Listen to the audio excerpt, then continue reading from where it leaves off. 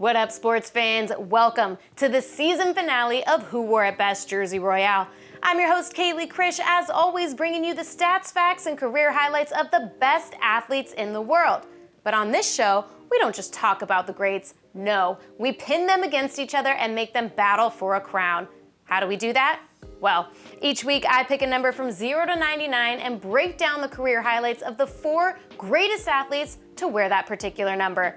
At the end of the show, I determine who is the best of the best, and they will forever be known as the greatest to wear that number. There can only be one winner, and it's up to me to decide, so without further ado, actually wait, before we get to the number, we gotta make the season 1 finale of Titan TV a little special, right? Right. And since you are here watching, you deserve to be rewarded. Find the link in the chat and vote for your favorite Titan TV show, like this one. Once the entries are in, we will pick 4 winners to receive a $50 Amazon gift card, so get in there and get entered. Okay, now let's get into the number. I have been asked about this number, drilled even, since I started the show. And well, what better time to start a cultural debate than the season finale? So this week we will be talking about the best athletes to wear the number 12.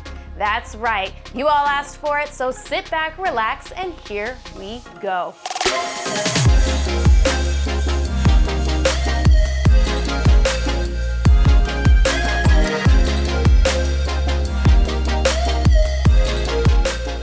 First up on the board tonight for the greatest athletes to wear the number 12 is Utah Jazz centerpiece John Stockton. Stockton is regarded as one of the greatest point guards, players, and passers of all time and spent his entire career with the Jazz, with the team making the playoffs each of his 19 seasons. Prior to being drafted, Stockton played for the Gonzaga Bulldogs and in his senior year averaged 20.9 points per game, shooting 57% from the field. Stockton led the West Coast Athletic Conference in scoring, assists, and steals, and was named Conference Player of the Year, the first ever Gonzaga player to earn the award. In the 1948 NBA draft, Stockton was selected 16th overall by the Utah Jazz. In '87, he became the starting point guard, and the next season, he played in his first All-Star game and led the NBA in assists per game for the first of 9 consecutive seasons. In the 1991 season, John Stockton scored 20 points and dished out a career-high and franchise record 28 assists in a 124-102 home win against the San Antonio Spurs. The next season would be the Jazz's first trip to the Western Conference Finals. However, they were defeated by the Trail Blazers in 6. Along with his pick-and-roll partner, Karl Malone, Stockton was named co-MVP of the 1993 All-Star Game, which was held in front of a home crowd. The 94-95 season was a milestone year for Stockton, passing Magic Johnson's record as the NBA's all-time leader in assists, and just 17 days later, Stockton would become the first ever player to have dished out 10,000 assists in his career. That same season, he became the second player in NBA history to have recorded 2,000 steals. In the 96-97 season, the Jazz set a franchise record in wins and led the Western Conference with 64. The team would again reach the conference finals, having lost in the previous 3 opportunities. In Game 6 of the conference finals, Stockton scored 25 points, had 13 assists, and made the shot, a buzzer-beating, game-winning 3-point shot over the Rockets' Charles Barkley to send the Jazz to the first of 2 consecutive NBA Finals appearances. In Game 3 of the 1997 NBA Finals, Stockton recorded 17 points, 7 rebounds, and 12 assists in the franchise's first ever Finals win, but ultimately the Jazz were defeated by Michael Jordan and the Bulls in 6. Now, John Stockton was known for his durability and consistency, and up until the start of the 97-98 season, he had only missed 4 games in the first 13 years of his career. He would break that streak, missing the first 18 games of the season with a knee injury, but that wouldn't stop the Jazz from returning to the NBA Finals once again to face the Bulls. In Game 6, Stockton made a 3-pointer with 41.9 seconds left to give the Jazz the lead. But of course, MJ being MJ, he would hit 2 field goals to put the Bulls back on top, and with 5.2 seconds left, Stockton missed a 3-point attempt, and the Bulls defeated the Jazz in 6 again. In 2003, after a 19-year career, John Stockton announced his retirement. The Jazz had a retirement ceremony for him, and Salt Lake City renamed the street in front of the arena where the Jazz play as John Stockton Drive. In 2004, the Jazz retired Stockton's number 12, and a couple years later, they commemorated the dynamic duo of Stockton and Malone with bronze statues outside of the venue. John Stockton was inducted into the Naismith Memorial Basketball Hall of Fame in 2009. Stockton holds a commanding lead for the NBA record for career assists with 15,806 and also holds the record for assists per game average over one season with 14.5 in 1990. And he is the only player in NBA history to record multiple games with at least 25 assists made. He is also one of 3 players who have logged more than 1,000 assists in one season, which Stockton did 7 times. On defense, Stockton holds the NBA record for career steals with 3,265 and is only one of 2 players to lead the league in steals and assists in the same season. Stockton was also part of the Olympic Dream Team and won gold in '92 and '96, and has been honored as one of the league's greatest players of all time in the NBA 75th anniversary team. There we go, our first on our list tonight of the best to wear the number 12, John Stockton. Next up on our list tonight, as most of you only know him as a broadcaster, but back in the day, the guy had one of the most powerful arms in NFL history. I'm talking about number 12, Terry Bradshaw.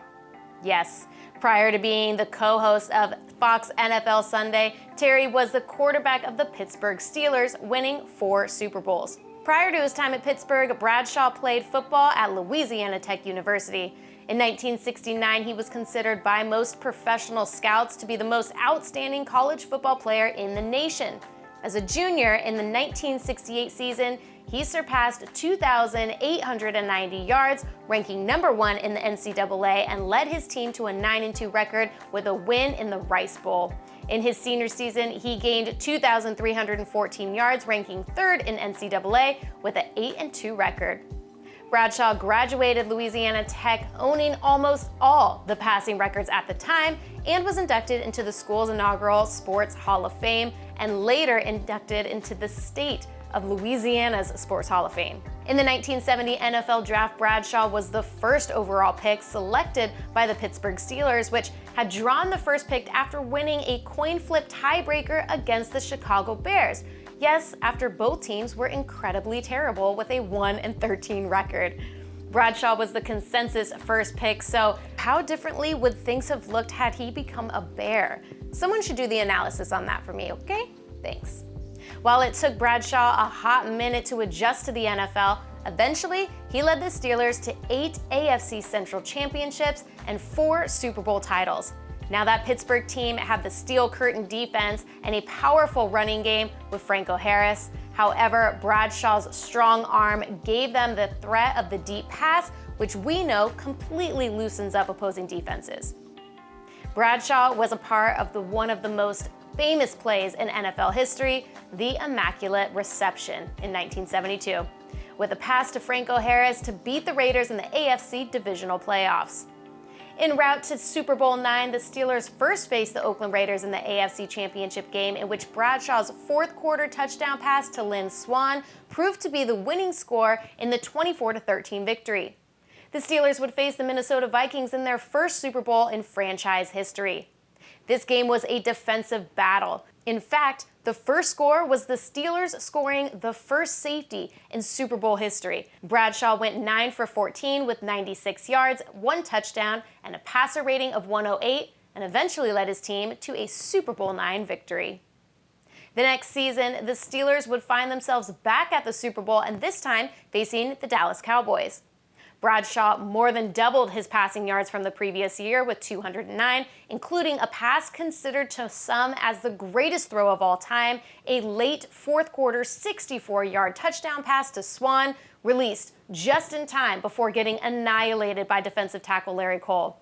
The Steelers would win a consecutive Super Bowl 21-17. Bradshaw's best season came in 1978 when he was named the NFL's MVP by the Associated Press after completing the season with 207 of 368 passes for 2,915 yards and a league-leading 28 touchdown passes. He was also named All-Pro and All-AFC that year, and the guy had a stellar performance in Super Bowl 13. Now, this was the first game in Super Bowl history where two teams who had previously played each other in a Super Bowl were competing again. And both the Steelers and the Cowboys were looking to become the first franchise to win its third Super Bowl. So there was a lot riding on this game. Bradshaw followed his regular season fortune right into the Super Bowl, completing 17 of 30 passes for 318 yards and 4 touchdowns, just 1 interception.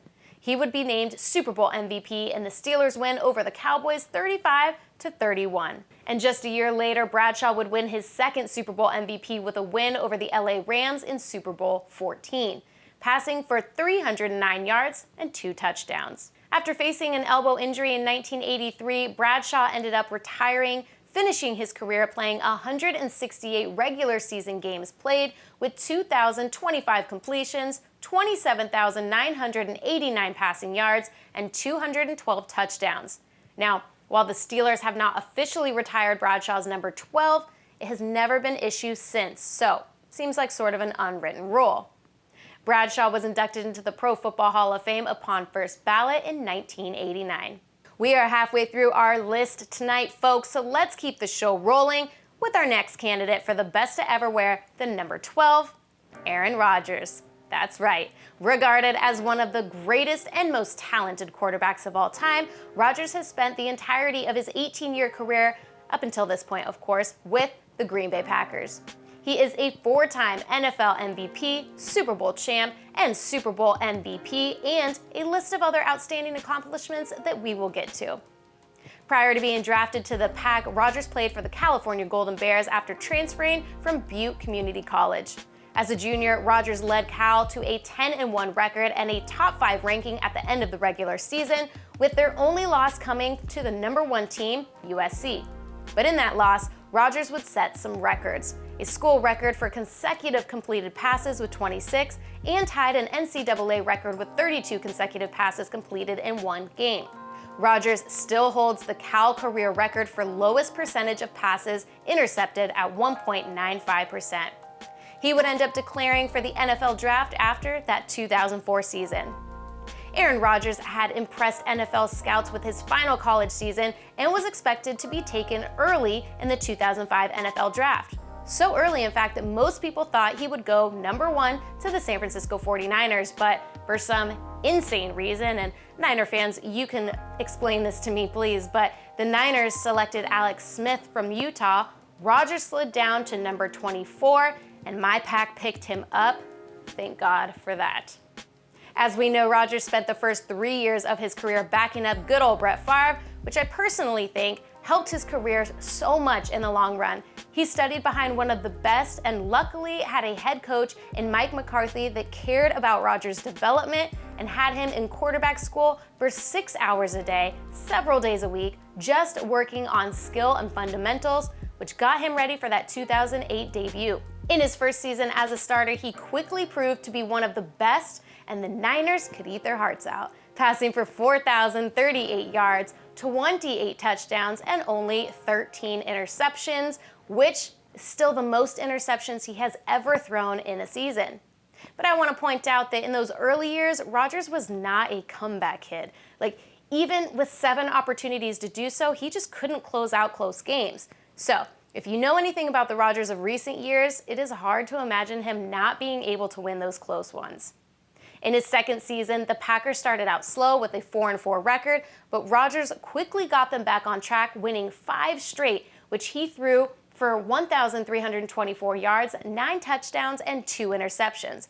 Then the Pack won 2 of their last 3 and finished the second half of the season with 7-1 record, and overall 11-5, securing that wild card spot and earning Rodgers his first Pro Bowl bid.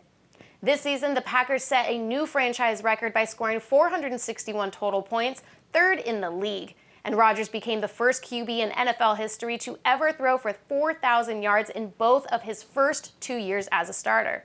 In 2010, Rodgers led the Pack to a 2-0 start, but quickly came back down to earth when they lost 3 of their next 4, including devastating back-to-back overtime losses.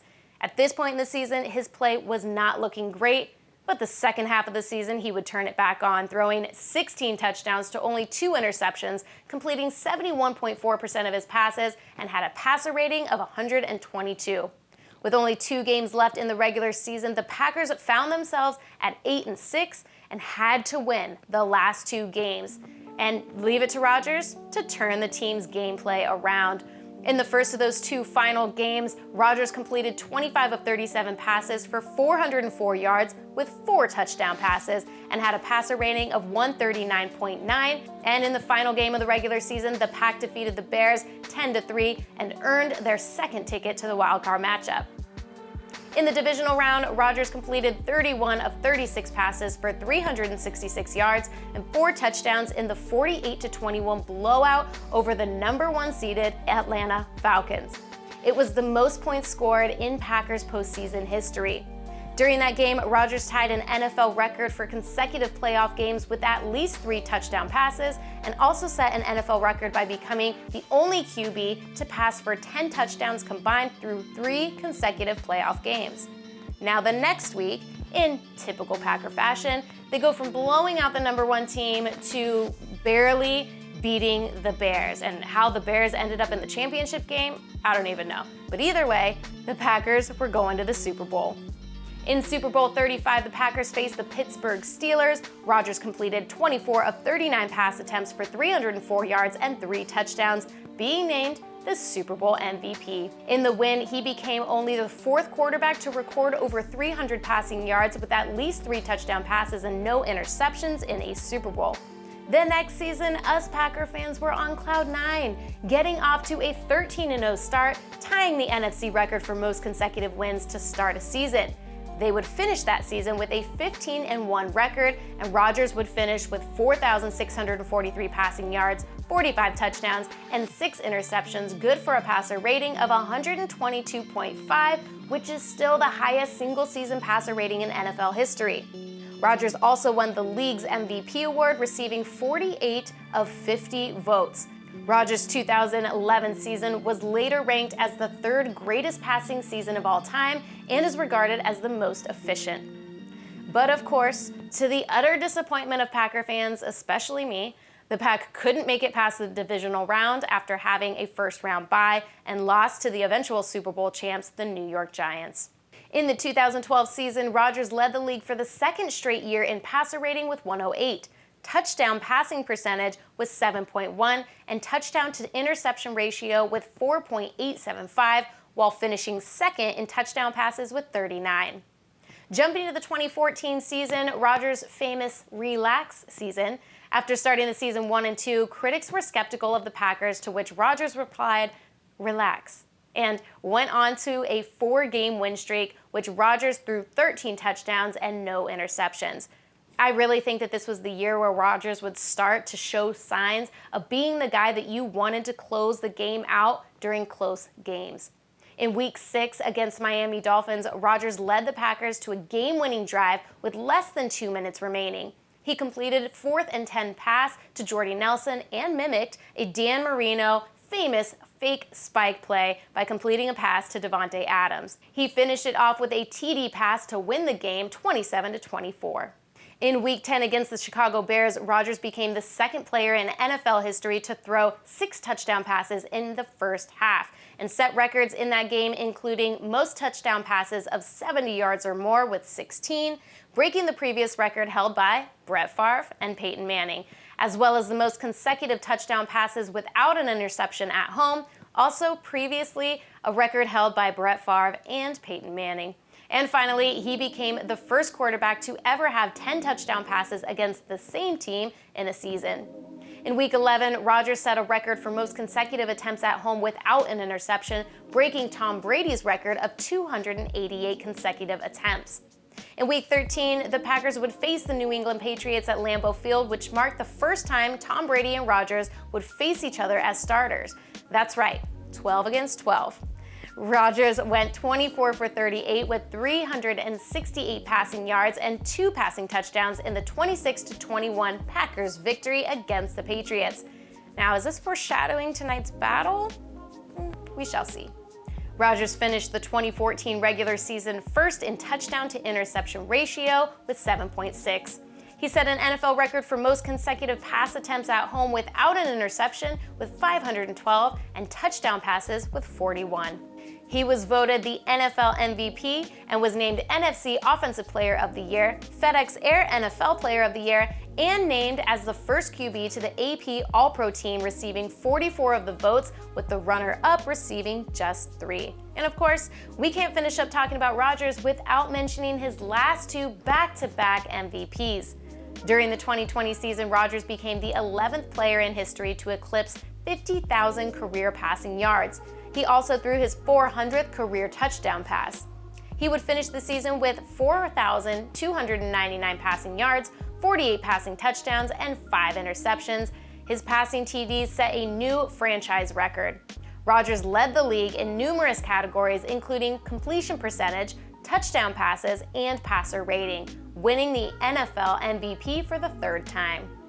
In 2021, Rodgers threw his 443rd career touchdown pass, passing Brett Favre for the most all-time career touchdown passes in Green Bay Packer history, and finished the season with 4,115 passing yards, 37 touchdowns, and 4 interceptions, earning his 4th career first-team All-Pro selection and his 4th NFL MVP, becoming the 5th player to win consecutive MVPs, and joined Peyton Manning as the only players to have at least 4. Manning finished his career with 5, so come on, Rodgers, gotta play a couple more years, get those MVPs. Rodgers holds multiple records in the NFL, including 402 consecutive attempts without an interception, fewest attempts to reach 30,000 passing yards, fewest games to 300 and 400 passing touchdowns. He holds the single-season best QB rating with 122.5 and lowest interception percentage in a season with 0.3. He is 3-time NFC Offensive Player of the Year, 10-time Pro Bowler, Super Bowl MVP, and even the 2023 AT&T Pebble Beach Pro-Am winner. What? That doesn't count? Come on. There you have it, folks. The winner of number 12. Okay, you're right. Yes, that was only 3 players. I guess there is one more I should probably talk about. The last contender on tonight's list, TB12, Mr. Tom Brady. And if you don't know who Tom Brady is, you have probably been living under a rock, but hey, thanks for tuning in tonight.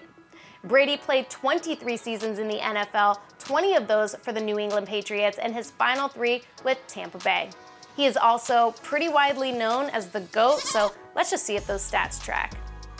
Quickly through his college years, Brady played at the University of Michigan and started every game of his last 2 seasons with a 20-5 record, and finished his career ranking 3rd in Michigan history with 710 pass attempts and 442 completions, 4th with 5,351 yards and 62.3 completion percentage, and 5th with 35 touchdown passes. And while they love the guy at Michigan, he didn't get quite as much love during the 2000 NFL Draft, especially after considering a pretty poor NFL Combine performance. Tommy was selected the very last pick of the draft, 199 overall, by the New England Patriots, and spent his first season in the NFL as the 4th-string backup. His second season, after an injury to the Patriots starting QB, Drew Bledsoe, Brady got the call and never looked back. In Week 5, Brady went 33 of 54 for 364 yards and 2 touchdowns. He led that Patriots team to an 11-3 regular season, winning the last 6 straight and winning the AFC East. In his first playoff game, Brady threw for 312 yards against the Oakland Raiders and brought the Patriots back from a 10-point fourth-quarter deficit to send the game into overtime. This game is also where the hatred of Brady started for maybe all Raiders fans. When trailing by 3 points, Brady lost control of the ball after being hit by Raiders cornerback and former Michigan teammate Charles Woodson. Oakland initially recovered the ball, but the officials cited the tuck rule, meaning that any forward throwing motion by a quarterback begins a pass, even if the quarterback loses possession of the ball as he is attempting to tuck it back in towards his body, turning this into an incomplete pass rather than a fumble and ultimately securing the win for the Patriots. Brady finished the game 32 of 52 for 312 passing yards and 1 interception. Brady and the Patriots would advance to Super Bowl 36 to face the St. Louis Rams. In a tied game with 1 minute and 30 seconds left in regulation, the Patriots got the ball on their own 17-yard line.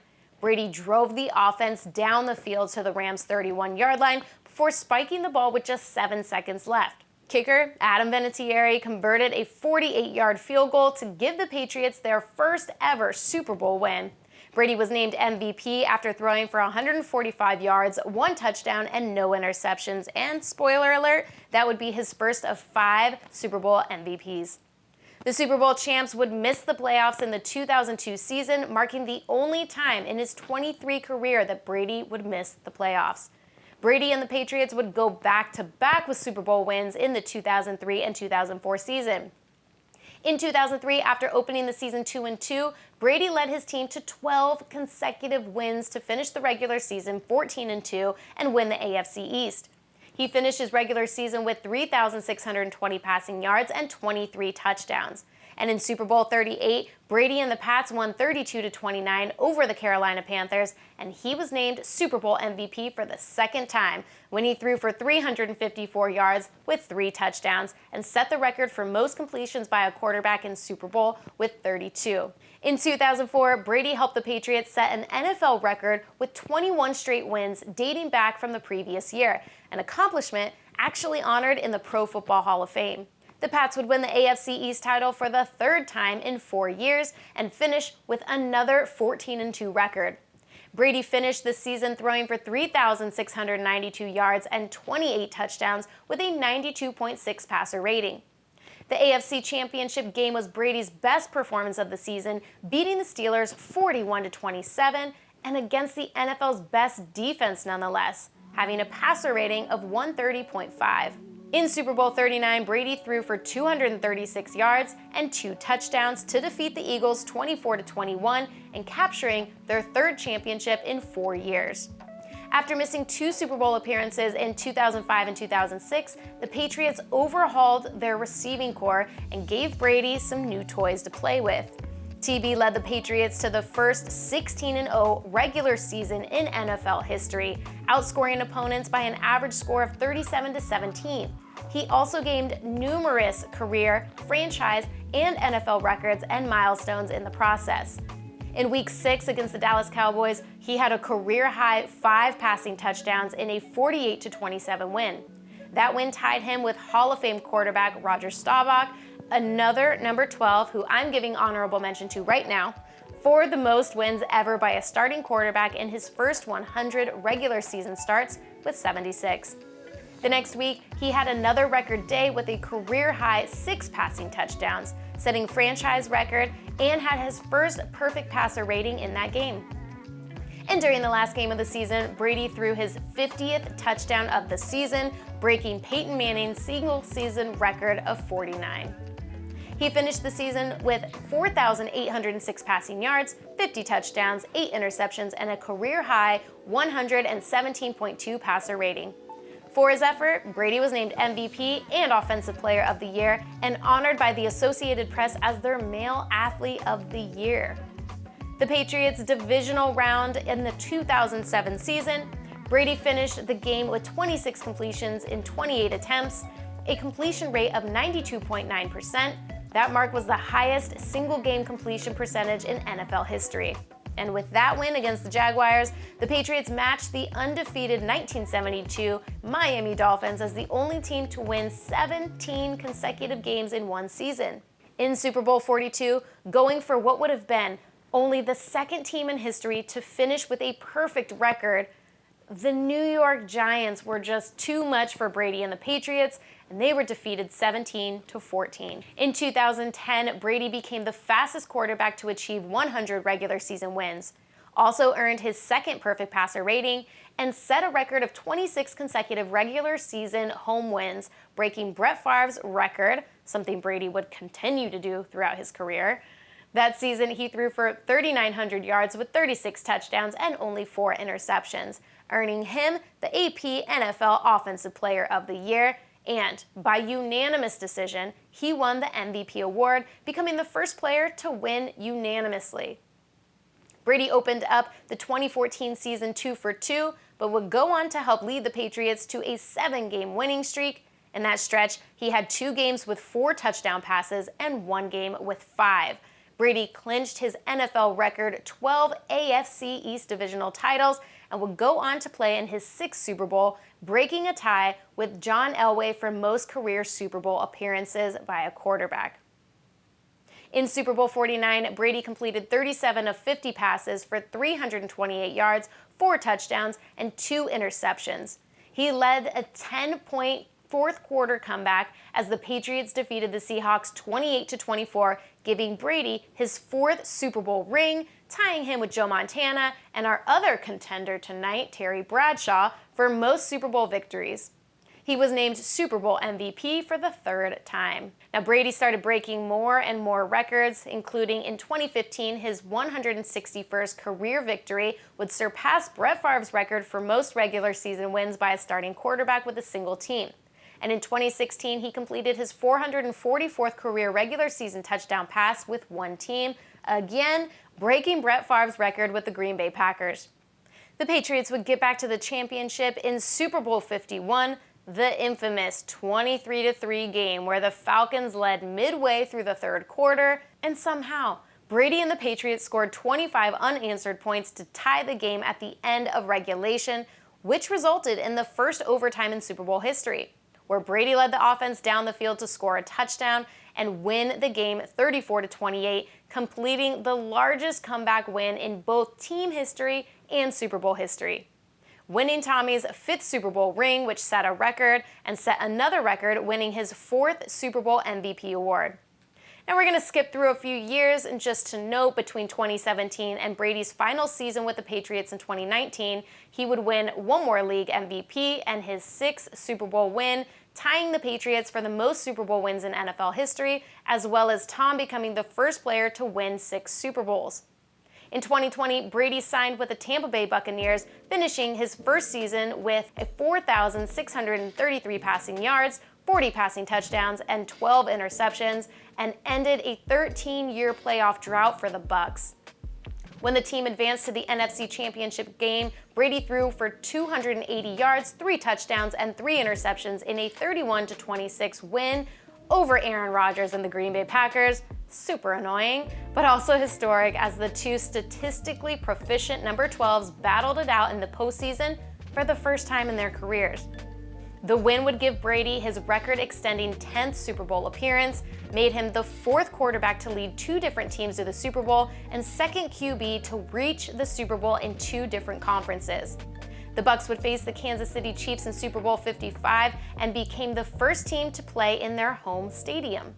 Brady threw for 201 yards and 3 touchdowns in the 31-9 win, making the Bucs only the 7th wildcard team in history to win the Super Bowl. Brady was awarded his 5th and final Super Bowl MVP award, becoming the first player to win the award in 2 different teams. On February 1st, 2023, Tom Brady announced his retirement from football, finalizing his NFL career records. You ready? Most games won by a player with 251, most games played by a player with 335, most divisional titles, 4th able to beat all 32 teams. The fact that he's not the only one is impressive to me. Best touchdown to interception ratio with 28-2. Most career passing yards with 89,214. Most career pass completions. Most career passing attempts. Most career touchdown passes with 649. Most Pro Bowl selections with 15. 7-time Super Bowl champ. 5-time Super Bowl MVP. 3-time NFL MVP. 5-time AFC Offensive Player of the Year. 2-time NFL Offensive Player of the Year. NFL's 100th anniversary all-time team, and so on and so on and so on. Sports fans, we have made it. There are your 4 contenders for the best to ever wear the number 12. Let's recap, shall we? We have Basketball Hall of Famer and Utah Jazz legend John Stockton, four-time Super Bowl champ Terry Bradshaw, four-time NFL MVP Aaron Rodgers, and seven-time Super Bowl champ Tom Brady. Now, there are, of course, other number 12s that will come to people's mind, but when you look at this lineup, it is just too tough to compare with those four. But I did have an awesome experience recently that I thought was perfect timing, as it surrounds another great number 12. For the first time in San Jose Sharks history, a number was retired, and there is no better player more deserving to be the first than number 12 Patrick Marleau. I was lucky enough to attend the game where the Sharks raised his jersey into the rafters at the Shark Tank. Patty was drafted to the Sharks in 1997, and from there started setting franchise records, including Sharks' all-time leader in goals with 518, power play goals with 161, shorthanded goals with 101, all-time leader in points, shots, and consecutive games played. He became the fastest Shark to 10 goals in franchise history in just 6 games, and fastest to 30 goals in just 47 games. On top of that, he accumulated some amazing NHL records as well, including becoming the youngest player in NHL history to reach the 1,000 game mark with one team. And if that wasn't impressive enough, Patrick Marleau also holds the record for most NHL regular season games played, surpassing a Who Wore It Best winner, Gordie Howe, with 1,779 games played. So, congratulations to another one of the great number 12s, Patrick Marleau. All right, fans, it's the moment that you have all been waiting for. It is time now to reveal who was the greatest athlete to ever wear the number 12.